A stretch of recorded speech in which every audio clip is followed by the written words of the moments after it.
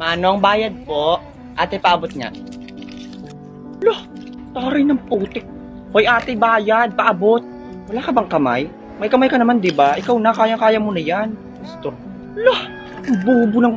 Hoy ate, dati ka bang adik? Lutang lang ha? Adi sana kung ayaw mag-abot ng bayad, dapat di ka dyan pumisto. Tabi! Hala, nalimutan ko yung ID ko. Bahala na. O, pasok. O, teka lang, Neng. Nasa na ID mo? Ay, Manong, nasa bag ko po. Hindi ko lang po sinuot. Patingin ako, ilabas mo. Manong, hindi po pwede. Teka, bakit naman? Introverted po kasi yung ID ko. Nahihiya po sa'yo. O, Neng, wag mo kong pinagluloko ha. Wala kang ID ano? Manong, may ID nga po ako. Ang gulo nyo naman. Nabit nasa loob ng bag ko. ID, ilabas mo nga, Neng. Meron nga. Nahihiya nga po Patingin nga ako. Ilabas mo. Bahala ka dyan.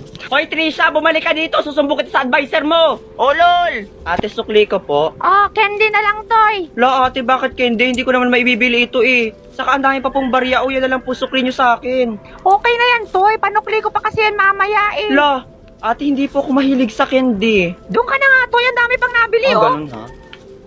Hello, Daddy. Opo. Yung pong tindera dito sa kantin, sinuklian po ako ng candy. Tambangan nyo nga mamaya sa may labasan. Oo. Sniperin nyo agad. Uy, Monica, you're very fragment for today. Ano? Anong fragment, Torjang? Oh my gosh, Monica, you're very bobo. Worse, ha? Fragment. Mabango in Tagalog. Duh. Fragrant kasi, Torjang. Fragrant. Fragment.